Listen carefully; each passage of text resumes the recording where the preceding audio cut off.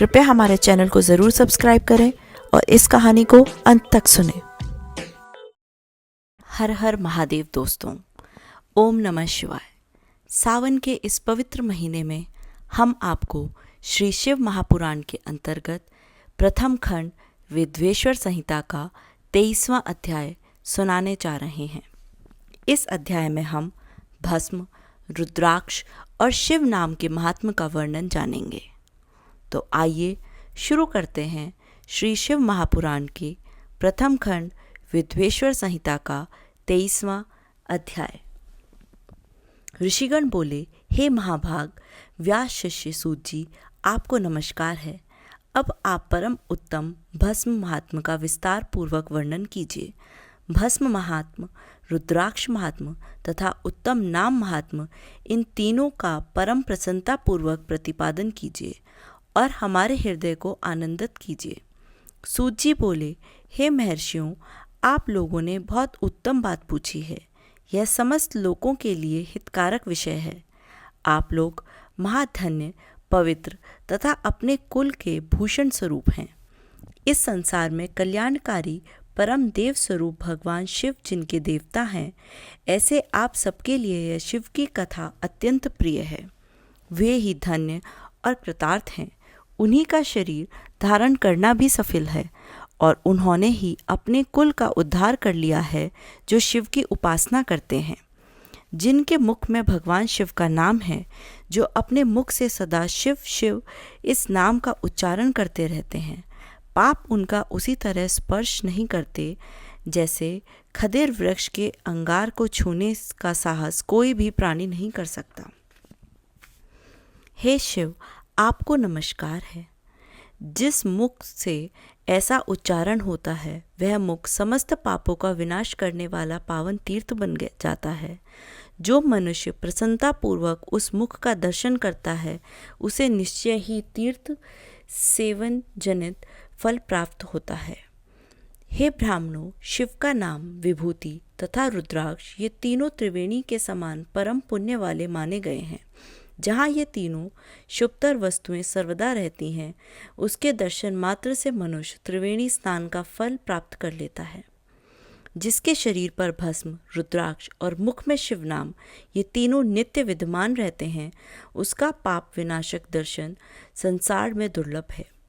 उस पुण्यात्मा का दर्शन त्रिवेणी के समान ही है। भस्म, रुद्राक्ष तथा शिव नाम का जप करने वाले और त्रिवेणी, इन दोनों में रचन मात्र भी अंतर नहीं है।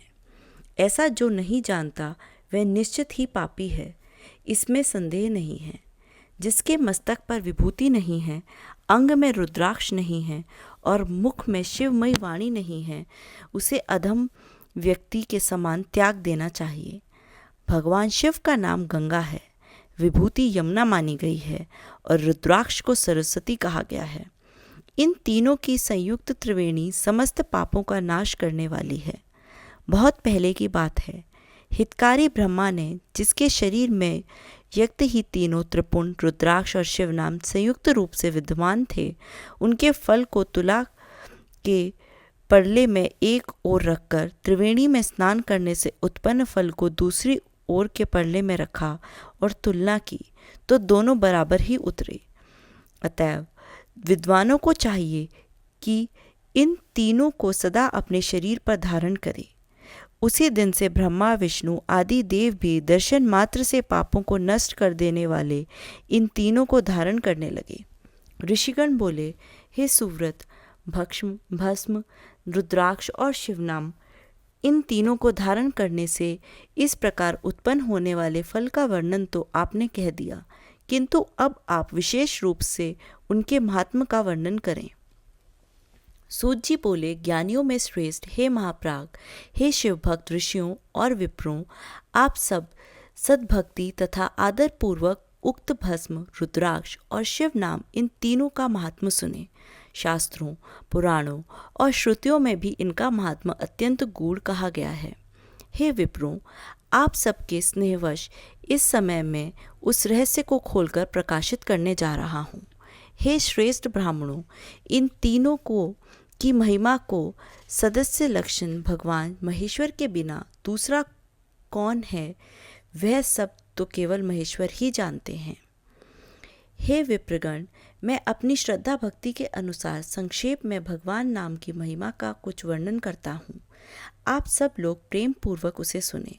यह नाम महात्मा समस्त पापों को हर लेने वाला सर्वोत्तम साधन है। शिव इस नाम रूपी दवानल से महान पातक रूपी पर्वत अनायास ही भस्म हो जाता है। यह सत्य है, सत्य है, इसमें संशय नहीं है। हे शौनक, पाप मूलक जो नाना प्रकार के दुख हैं वे एकमात्र शिव नाम से ही नष्ट होने वाले तथा दूसरे साधनों से संपूर्ण यत्न करने पर भी पूर्णतः नष्ट नहीं होते हैं। जो मनुष्य इस भूतल पर सदा भगवान शिव के नामों के जप में ही लगा हुआ है वह वेदों का ज्ञाता है, वह पुण्यात्मा है, वह धन्यवाद का पात्र है तथा वह विद्वान माना गया है। हे मुनि, जिनका शिव नाम जप में विश्वास है उनके द्वारा आश्रित नाना प्रकार के धर्म तत्काल फल देने के लिए उत्सुक हो जाते हैं।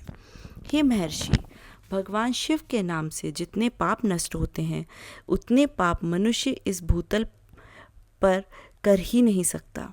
हे मुनि, ब्रह्म हत्या जैसे पापों के समस्त अपरिमित राशियां शिव नाम लेने से शीघ्र ही नष्ट हो जाती हैं। जो शिव नाम रूपी नौका पर आरूढ़ होकर संसार समुद्र को पार करते हैं उनके जन्म मरण रूप संसार के मूलभूत वे सारे पाप निश्चय ही नष्ट हो जाते हैं। हे मामुनि, संसार के मूलभूत पातक रूपी वृक्ष का शिव नाम रूपी कुठार से निश्चय ही नाश हो जाता है। जो पाप रूपी दवानल से पीड़ित है उन्हें शिव नाम रूपी अमृत का पान करना चाहिए। पापों के दवानल से दग्ध होने वाले लोगों को उस शिव नाम अमृत के बिना शांति नहीं मिल सकती। जो शिव नाम रूपी सुधा की वृष्टि जनित धारा में गोते लगा रहे हैं वे संसार रूपी दवानल के बीच में खड़े होने पर भी कदापि शोक के भागी नहीं होते। जिन महात्माओं के मन में शिवनाम के प्रति बड़ी भारी भक्ति है ऐसे लोगों की सहसा और सर्वथा मुक्ति होती है। हे मुनीश्वर, जिसने अनेक जन्मों तक तपस्या की है उसी की शिव नाम के प्रति भक्ति होती है जो समस्त पापों का नाश करने वाली है। जिसके मन में भगवान शिव के नाम के प्रति कभी खंडित न होने वाली असाधारण भक्ति प्रकट हुई है उसी के लिए मोक्ष सुलभ है, यह मेरा मत है।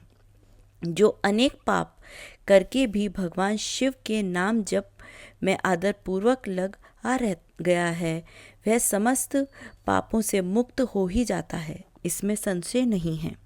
जैसे वन में दवानल से दग्ध हुए वृक्ष भस्म हो जाते हैं उसी प्रकार शिव नाम रूपी दवानल से दग्ध होकर उस समय तक के सारे पाप भस्म हो जाते हैं। हे शौनक, जिसके अंग नित्य भस्म लगाने से पवित्र हो गए हैं तथा जो शिव नाम जप का आदर करने लगा है वह घोर संसार सागर को भी पार कर ही लेता है। ब्राह्मणों को धनहरण और अनेक ब्राह्मणों की हत्या करके भी जो आदरपूर्वक शिव के नाम का जप करता है वह पापों से लिप्त नहीं होता, अर्थात उसे किसी भी प्रकार का पाप नहीं लगता है। संपूर्ण वेदों का अवलोकन करके पूर्ववर्ती महर्षियों ने यही निश्चित किया है कि भगवान शिव के नाम का जप संसार सागर को पार करने के लिए सर्वोत्तम उपाय है। हे मुनिवरों, अधिक कहने से क्या लाभ। मैं शिव नाम के सर्व पापहारी महात्मा का वर्णन एक ही श्लोक में करता हूँ। भगवान शंकर के एक नाम में भी पाप हरण की जितनी शक्ति है उतना पातक मनुष्य कभी कर ही नहीं सकता। हे मुनि, पूर्व काल में महापापी राजा इंद्रगुम्न ने शिव नाम के प्रभाव से ही उत्तम सद्गति प्राप्त की थी। इसी तरह कोई ब्राह्मणी युवती भी जो बहुत पाप कर चुकी थी शिव नाम के प्रभाव से ही उत्तम गति को प्राप्त हुई। हे द्विजवरों, इस प्रकार मैंने आप लोगों से भगवान नाम के उत्तम महात्मा का वर्णन किया। आप लोग भस्म का महात्मा सुने जो समस्त पावन वस्तुओं को भी पवित्र करने वाला है।